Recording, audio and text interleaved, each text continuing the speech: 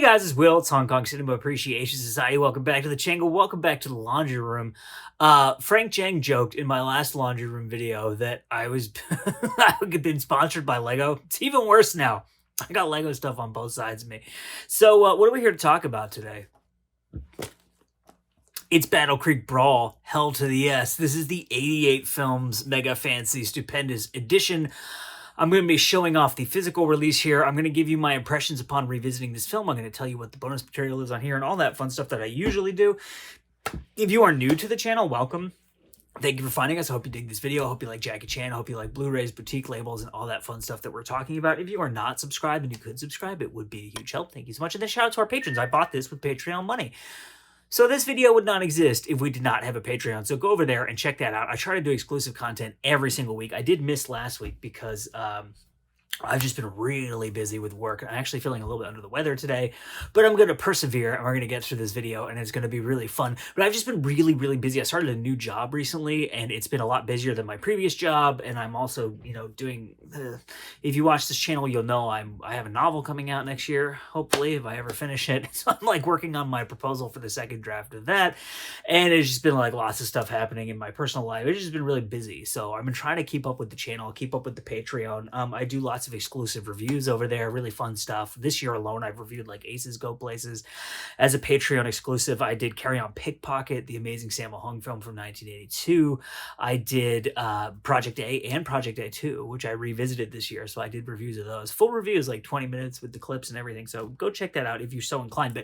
But the main point is, huge shout out to our patrons, because I bought this with Patreon money, so this video would not exist were it not for those contributions to the channel. So here we have the box, and this movie came out in 1980, I guess I should say. Let's get the details out of the way first. It ran in Hong Kong from the 16th of October to the 29th of October, 1980. It made 5 million Hong Kong dollars, which I don't think is a particularly big hit. Based on, From Beijing with Love made what, like 30, I have it written down right here, actually, 37.5 million. So there you go. I mean, admittedly, it's 14 years later, but still, I don't think this movie was much of a hit. Robert Klaus directed it, who also directed Enter the Dragon, and Fred Weintraub was the producer, who produced Enter the Dragon. So I think and this was a co-production, Hong Kong and the U.S., and my assumption is that they were hoping they would hit pay dirt again by kind of taking the Enter the Dragon team, teaming them up with Jackie Chan and seeing what they could come up with. This is an interesting film in Jackie's career. Some people really don't like it, and some people have a big soft spot for it. I fall into the latter category, which probably does not surprise you because I'm such a big Jackie Chan fan.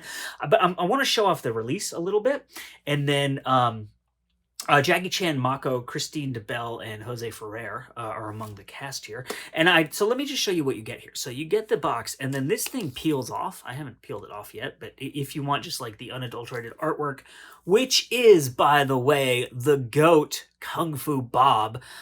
This is no offense to anyone else who does artwork for these releases. I love Sean Longmore's artwork. I love Tony Stella's artwork. I really like the Darren Wheeling stuff that he does for Eureka. And there have been other people doing, like new people doing artwork for Arrow and these companies and stuff like that. I'm not trying to insult anyone and try to create a tier system or pit people against one another, because they're all unique in what they do. They have their own styles. I really like them all. But in my mind, Kung Fu Bob is like the GOAT Jackie Chan boutique label cover artist. I know that's a highly niche area, but to me it's Kung Fu Bob all day long. So we pop it out. This is amazing. Look at the first thing you see when you open it. Oh, that's Mike trying to take a dump. This is Mike with a blonde wig sitting on the toilet.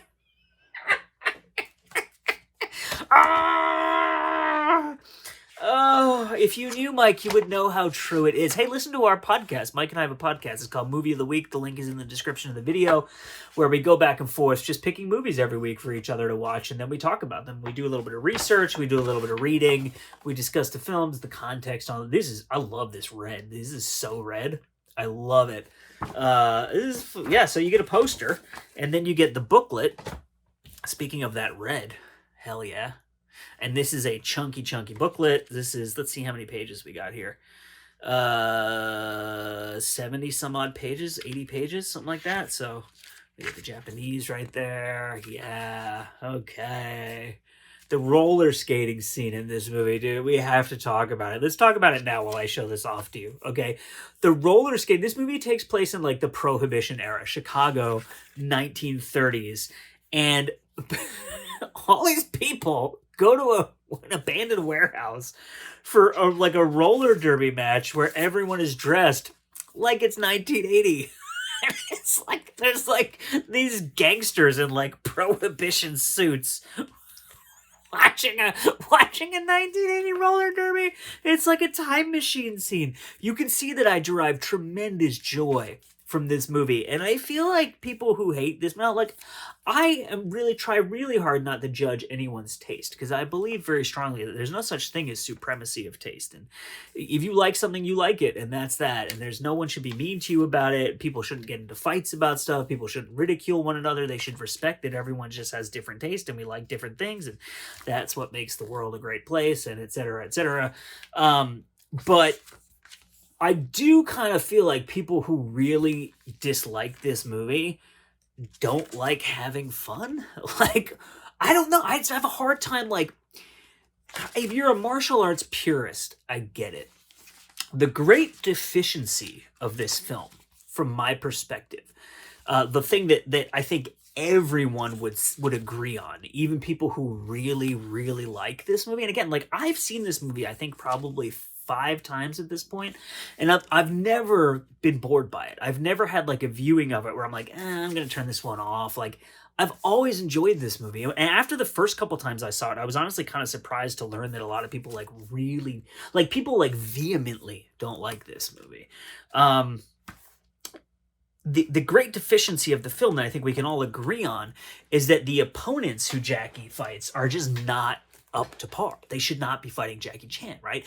And Jackie Chan didn't direct the fight scenes, so that really snappy style of his with like the perfectly framed shots, the excellent editing, and just like the kinetic energy of the scenes, it's just not there, right? And so if you can't enjoy a Jackie Chan film without that aspect of it, I could see how you would not like this movie. So here's the case.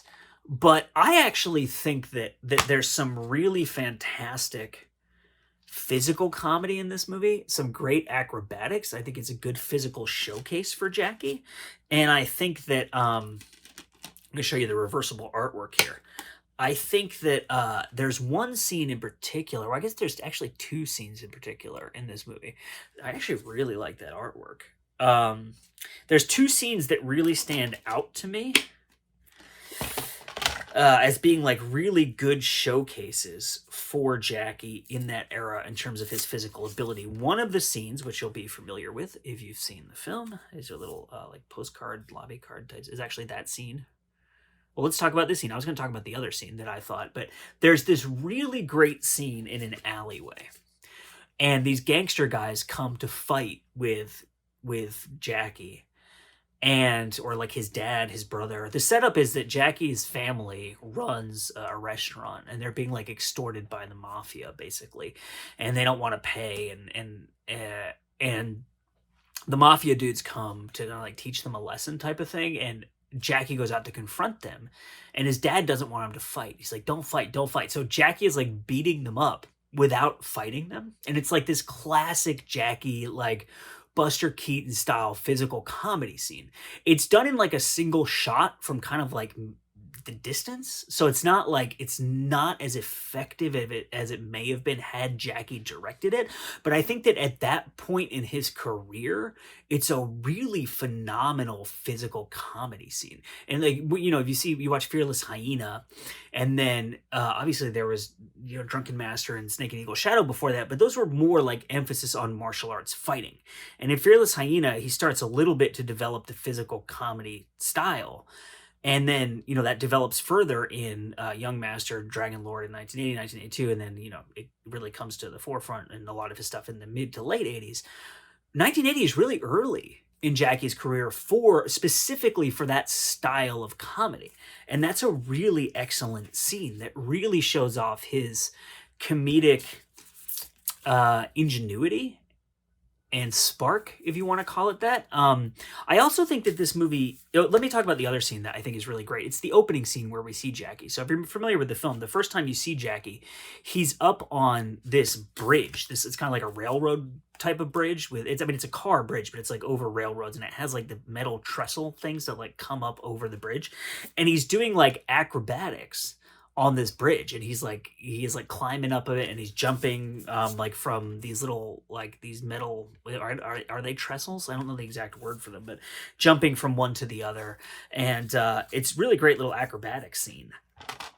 And I really enjoyed that too. So the setup of the movie is pretty simple. One of the things there are actually two things about the setup of the film that I really liked. The character relationships I think are really well done. The character who plays, or the actor rather, who plays Jackie's brother, I really liked. And they have I really like their relationship where like the brother is like in front of the dad, like pretends to be the responsible one, but when the dad like isn't there or can't hear them talking, he's actually like kind of mischievous like Jackie is too. It's like a really fun setup and a fun relationship. And then the Mako, who plays like I think it's his uncle who like trains him and stuff like that. And there's a really like this, I think this movie has strong respect for the tradition of martial arts films, even though it's not an exemplary piece of filmmaking with regards to highlighting the ability of the martial artist. There's like a training sequence, and I think it's trying to take elements from Shaw films and from other old school martial arts films like the Golden Harvest films and stuff like that, and to bring them into a context that would be relatable to like a mainstream American audience in 1980, because they're obviously trying to have like a crossover hit in the same way that Enter the Dragon was a crossover hit, right? Like you can see they're very obviously trying to emulate kind of the concept there. You also have a romance here between Jackie and a white woman, which is even today, you don't really see, especially American films, with an Asian lead male and then a white romantic interest or wife, girlfriend, whatever, right? And I think even, Asian lead actors or Asian Americans have talked about this and how like it's hard for them to get roles acting opposite white women and stuff like that, and the stigma of that. And even today, right? And this movie's 43 years old. That was really interesting. It's also really interesting to see a kind of, I mean, I don't want to say it's a frank sexual relationship in the sense that like, an R-rated art house film would have like a frank, honest sexual relationship, but respective of, or relative to, Jackie's other films, especially of this era, it's a much more open sexual relationship. And obviously, if you know about Jackie's career, you know that he had trouble being romantic on screen because his female fans would like freak out and have like, apparently one of them tried to commit suicide because she saw him kissing another woman. I don't know if that's actually true, if that's like an urban legend, but that's like something people talk about. Like one of his fans tried to kill herself because she saw him kissing another woman on the screen. And like, so he avoided those types of romantic relationships for a long time on screen. But this film has like a very kind of again, relative to being a mainstream film in 1980 and relative to Jackie's other films, it has kind of like an open and honest relationship in it that's an interesting depiction, especially from that era. And there's even like a scene of them in bed together, which you really don't see in Jackie Chan movies, especially in 1980. Something else that's worth pointing out, actually, that Frank Jeng talks about. There's a really great commentary track on here. Frank Jeng and F.J. DeSanto. I can't recommend it enough. You have to listen to it. They're just so fun together, and they know so much, and they know so much about very different things. And they both love Jackie Chan, and they love these films so much. So it's respectful, it's intelligent, it's very well informed, and you no matter who you are. Like, unless you are Jackie Chan or involved in the making of this film, you are going to learn something about this movie, but you'll also gain some insight, and also you'll just enjoy yourself because their rapport is really fun. And it's really good to listen to them. I love listening to them talk to each other, like riff off of each other and stuff like that.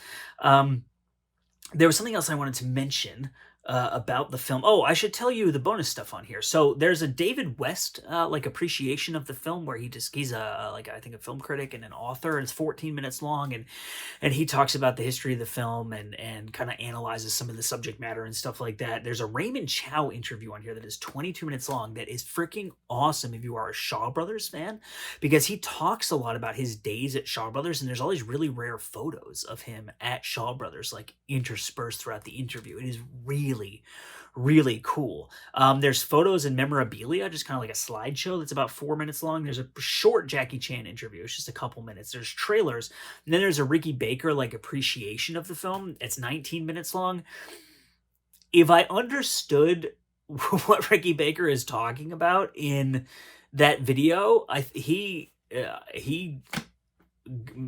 takes credit for Jet Li's success in Hollywood. It's a very interesting story, and I would highly recommend. I don't mind. Well, maybe he takes credit for it is a little bit strong, but he tells a story about Jet Li and Jet Li's success in Hollywood and how he was involved in that. It's a very interesting story, and so if you are a fan of Jet Li and of the history of these films, that's definitely an interesting little. It's not really an interview; it's more just like a talking head video where he talks about the film and its release and the history about stuff like that. And obviously, he's been involved in these films for decades, and so he's a great resource for knowledge about like how they were released, when they were released, alternate titles, formats, Jackie's career, like all that kind of stuff. And within the context of like them trying to break through in the West and stuff like that. But I mean, this movie is just like, it's a really fun movie. And also actually something else that's worth noticing, or worth mentioning, is that the Italians in this movie are like really freaking racist. And like this movie does not shy away from American racism at all.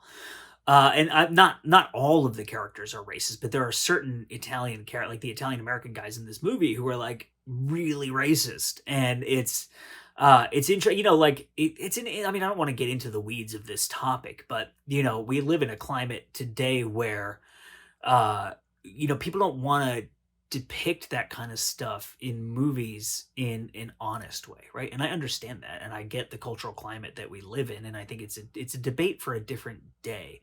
But you have, if you watch like Scorsese films, and you have characters who are just blatantly racist, not because the film is racist, not because the filmmaker is racist, but because it's honest that those people are racist. And this movie is like that in such a way that you don't really see that much in mainstream cinema anymore, where you have like this very frank and honest depiction of, yeah, in the 1930s, among the mafia, probably some of these guys were racist, right? And they're not all saying racist stuff, but some of it is like pretty heinous. And I think we're so like the racism that we tend to get in movies now is like really on the nose, heavy messaging, like racism is bad, rather than in like a movie like Taxi Driver, we're just seeing like the dregs of humanity. And part of that is the disgusting, despicable nature of racism, right? But it's part of this world, and it's an honest depiction of loathsome or ignorant characters, as opposed to now where it's more like a heavy-handed messaging type of thing, I think, when you see it depicted in films and television and stuff like that. But like I said, that's definitely a debate for a different day. But I mean, Jackie Chan is just so obviously a star.